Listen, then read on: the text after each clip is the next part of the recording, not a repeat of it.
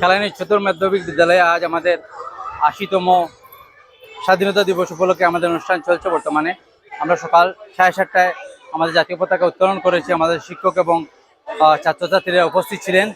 এখন ভিতরে অনুষ্ঠান চলছে, আপনারা দেখতে পাচ্ছেন।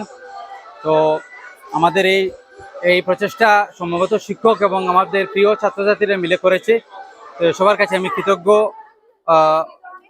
অধ্যক্ষ হিসাবে এখানে যে আমাদের ছাত্রছাত্রীর বিপুল উৎসাহ, আমাদের বিভিন্ন শিক্ষকরা এবং আমি আজকের দিনে তাৎপর্য ওদের বুঝিয়েছি যে স্বাধীনতা আমরা যে অত রক্ত বহিয়ে আমাদের শত শত হাজার হাজার বীর সেনানী যে অবদান রেখেছেন আমাদের এই স্বাধীনতার জন্য। হ্যাঁ, নেতাজি সুভাষচন্দ্র বসু থেকে আরম্ভ করে কনকলতা, আমাদের ভগৎ সিং থেকে আরম্ভ করে মহাত্মা গান্ধী, সমস্ত ওদের কথা বোঝানো হয়েছে। ওদেরকে সেই অনুভূতি দেওয়ার চেষ্টা করা হয়েছে। আমাদের বিভিন্ন শিক্ষক দিয়েছেন যে স্বাধীনতা আমরা অর্জন করেছি, এই স্বাধীনতাকে আমাদের অক্ষুণ্ণ রাখতে হবে। সেই অক্ষুণ্ণ রাখার জন্য আমাদের লক্ষ লক্ষ সেনা এখন আমাদের পাহারা দিচ্ছে, চায়না বর্ডার হোক বা পাকিস্তান বর্ডার হোক, যে কোনো সীমান্তে। কিন্তু আমাদের দেশের ভিতর যেগুলা আমরা এখনো কিছু নিয়ে আমরা লড়াই করছি, সেগুলোকে আমাদের হারাতে হবে। অজ্ঞতা, নিরক্ষরতা, আমাদের মধ্যে যে বিভেদ, আমাদের মধ্যে একতা, এটাই হচ্ছে আমাদের শক্তি। এবং আমরা এই যে বিজ্ঞানসম্মত মনোভাব নিয়ে আমাদের মূল্যবোধ নিয়েও চলতে হবে। ছাত্রছাত্রীদের আমরা বুঝিয়েছি যে আমরা শুধু এই পুঁথিগত বিদ্যা নিয়ে আমরা এগিয়ে গেলে চলবে না, আমাদের মধ্যে মন থেকে দেশপ্রেম জাগাতে হবে।